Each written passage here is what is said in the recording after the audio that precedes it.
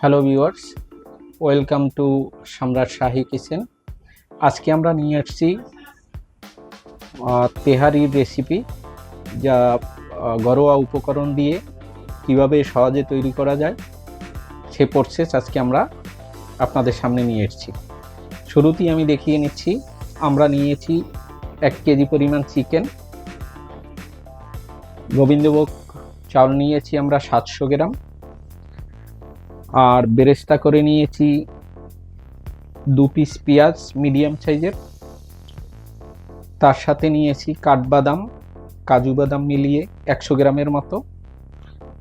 এরপরে নিয়েছি দই নিয়েছি 100 গ্রাম, তার সাথে নিয়েছি রসুন বাটা, আদা বাটা 2 চামচ করে। আর সাথে উপকরণ, যেই উপকরণটা আমি এখানে রেখেছি, একটা কালো এলাচ, 6-7টা নিয়েছি গ্রিন এলাচ, 3 টুকরো নিয়েছি আমরা দারচিনি, লং নিয়েছি 4-5 টুকরো, আর জয়ত্রী নিয়েছি অল্প, জয়ফল নিয়েছি অল্প, আর গোলমরিচ নিয়েছি আমরা 10 থেকে 15 গোটা। তার সাথে নিয়েছি জিরা অল্প করে, আরও নিয়েছি শাহি জিরা আর তেজপাতা, আর 6 থেকে 7 পিস নিয়েছি আমরা লঙ্কা, যেটা আমরা ইউজ করব যখন আমাদের রান্না 50% হয়ে যাবে, তখন আমরা ভিতরে দিয়ে ওটা পরিবেশন। তাহলে দর্শক বন্ধুরা, আজকে আমি শুরু করছি আমাদের তেহারি রান্না। সবাই পাশে থাকবেন, দেখতে থাকবেন পুরো চ্যানেল, কিভাবে রান্নাটা অনেক সহজ পদ্ধতিতে করা যায়। শুরুতেই আমরা যে তেলটা দেখাচ্ছি, এটা মাস্টার অয়েল, সরষে অয়েল যেটা, এটা দিয়ে আমরা বেরেস্তা ভাজি করে নিয়েছিলাম। বাকি যে তেল আছে সে তেলটা দিয়ে আজকে আমরা রান্না শেষ করব। শুরুতেই আমরা দিয়ে দিলাম তেল। এখানে 2 কাপের মতো আমরা তেল নিয়েছি। তো 2 কাপের ভিতরে আমরা 1/3 কাপের একটু বেশি আমরা নিয়েছি। এরপরে আমরা এখান থেকে দিয়ে দেব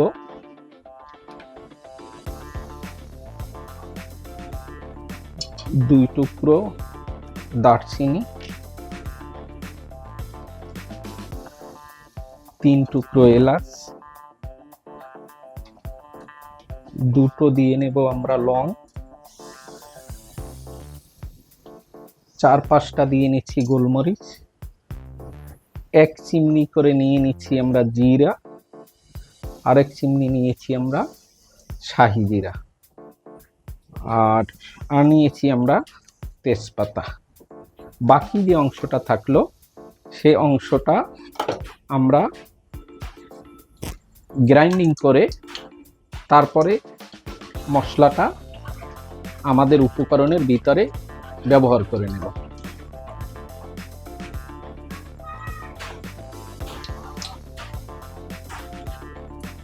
গরম মশলা যা দিয়েছিলাম সেটা মোটামুটি যতক্ষণ এটা থেকে একটা ভালো সেন্ট বেরিয়ে না আসবে, সুঘেরান যেটাকে বলি, সেটা যতক্ষণ বেরিয়ে না আসবে ততক্ষণে আমরা ইউজ করব না। কেটে রাখা 1 পিস পেঁয়াজ, কেটে রাখা 1 পিস পেঁয়াজ আমরা এখানে দিয়ে দিয়েছি। এই পেঁয়াজটাকে আমরা বাদামি কালার করে নেব।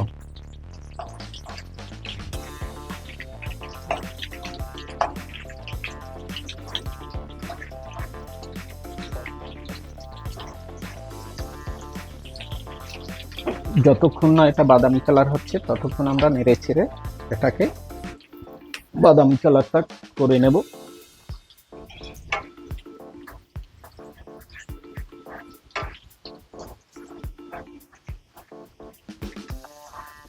চিকেন তেহারি এটা হলো প্রতিটা পরিবারে সানডে স্পেশাল করেও খাওয়ার মতো একটা উপযোগী জিনিস।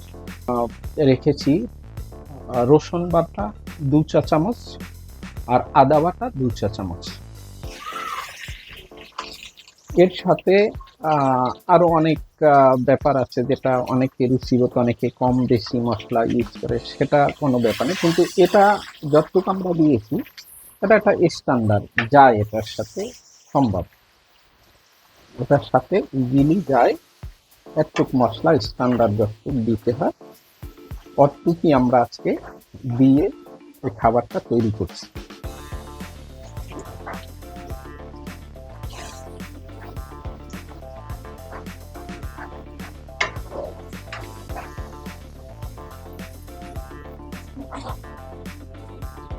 এরপরে আমরা দিয়ে দিচ্ছি বেটে রাখা বাদাম পেস্ট।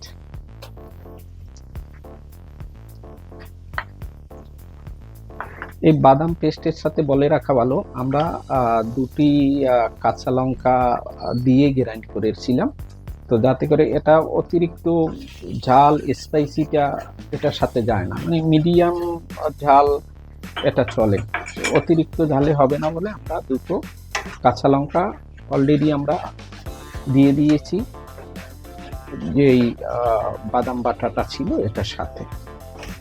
এখন আমরা ইউজ করছি নুন, যেটা এটার 1 চামচ আমরা এখন দিয়ে স্টার্ট করেছি, পরবর্তীতে আমরা চেক করব যে কতটা যায়, সম্ভবত হয়তো আর একটু অ্যাড করলে পরে হবে, সেটা আমরা মিডল পজিশনে গিয়ে, তো মোটামুটি 1.5 চামচ ধরে চলা যায়, 1.5 চামচ দিয়ে করাও সম্ভব, কিন্তু এটা যার যার স্বাদ অনুপাতে, কেউ লবণ বেশি ইউজ করে, কেউ কম ইউজ করে, তো আমরা মোটামুটি আমাদের রুচি মতো করেছি।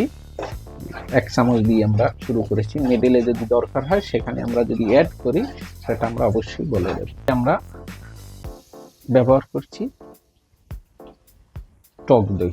টক দই 100 গ্রামের মতো আমরা এটা ফাটিয়ে নিয়েছি, এখন পরিবেশন করছি 100 গ্রাম টক দই। বলে রাখা ভালো, এটার সাথে আমরা অন্য কোনো মশলা ব্যবহার করছি না, যে মশলা একদম এটার সাথে স্ট্যান্ডার্ড থাকে ওই টাইপের মশলাগুলোই আমরা ব্যবহার করছি। আর এখানে আমরা যেই পেঁয়াজটাকে আমরা বেরেস্তা করে রেখেছিলাম, এইটা থেকে আদা পেঁয়াজ আমরা এখানে দিয়ে দেব, আর বাকি যেটা আছে এটা আমরা যখন পরিবেশন করব উপরে ছিটিয়ে দেওয়ার জন্য। তো এটা বেরেস্তাটা কেন আমরা মেডেলে দিয়ে দিলাম, এই বেরেস্তার কালারটা এটার সাথে একটা লোভনীয় কালার চলে আসবে, কারণ বেরেস্তা যখন ইউজ করা হয় বেরেস্তার একটা আলাদা আকর্ষণ থাকে, কালারকে ডেভেলপ করে, তো সেই জন্য আমরা ভেজে রাখা বেরেস্তাটাকে এখন অ্যাপ্লাই করলাম।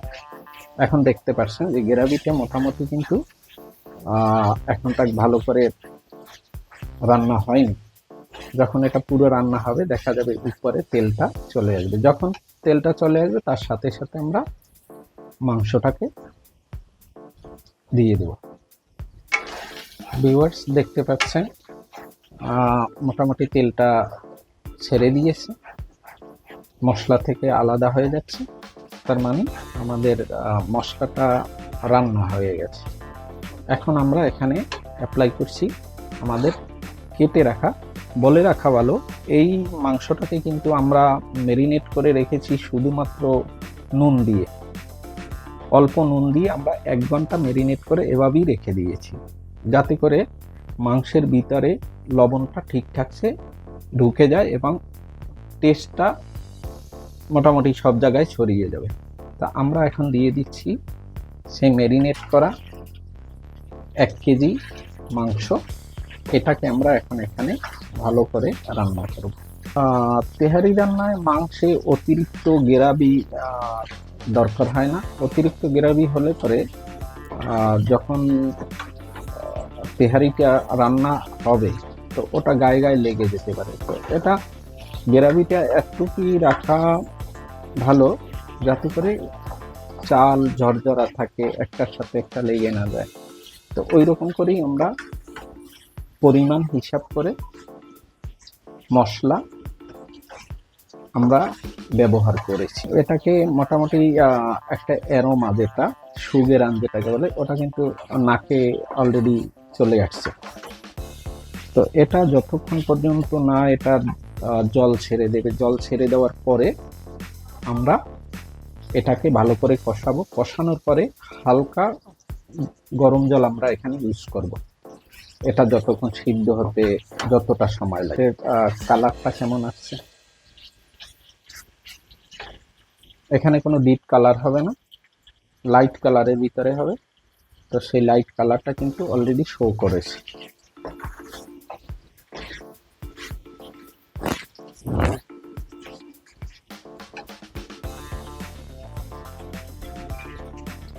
একটু পরেই আমরা এটাকে ঢেকে দেব, যাতে করে মাংসটা সুন্দর করে সেদ্ধ হয়। সেদ্ধ হওয়ার পরে আমরা বাকি অপশনগুলো কিভাবে করব সেটা আমরা দেখাবো। আমরা রেখে দেওয়া বাকি যেই মশলা ছিল, সেই মশলাটাকে আমরা এখন গ্রাইন্ড করে ভালো করে এখানে আমরা এই মাংসের সাথে ইউজ করে নেব।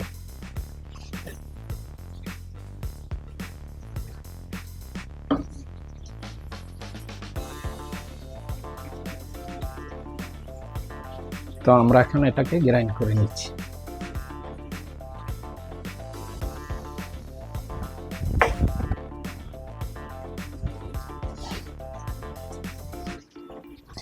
অলরেডি আমরা গ্রাইন্ড করে নিয়েছি। একটু পরিমাণে আমাদের গরম মশলা হয়েছে। এই গরম মশলাটা হলো স্পেশালি তেহারির জন্য খুব একটা অ্যারোমা নিয়ে আসে, নাকের সামনে এটার একটা ফ্লেভার সবসময় ভাসে। মানে রান্নার পরে আমরা অনেক সময় দোকানের সামনে দিয়ে তারপরে আমরা পরবর্তী কাজগুলো করে নেব। তো বন্ধুরা, আমরা ফিরছি আবার 20 মিনিট পরে। 20 মিনিট তক আমরা এটাকে রেখে দিচ্ছি ওভেনের উপরে, মোটামুটি মিডিয়াম ফ্লেম করে।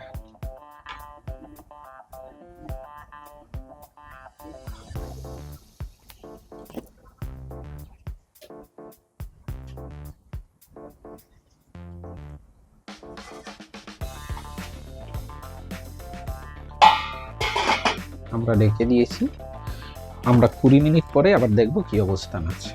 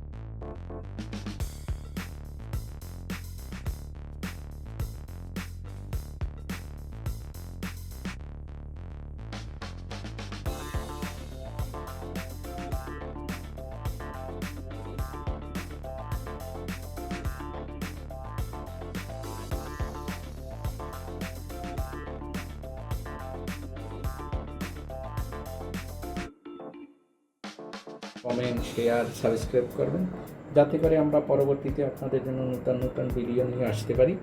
এবং নতুন ভিডিও যতই আসবে আপনারা যখন লাইক শেয়ার করে রাখবেন, সাবস্ক্রাইব করে রাখবেন, যত নতুন ভিডিও আপলোড হবে সব আপনাদের কাছে চলে যাবে। আজকে আমরা এখানে বিদায় নিচ্ছি। ভালো থাকবেন, সবাইকে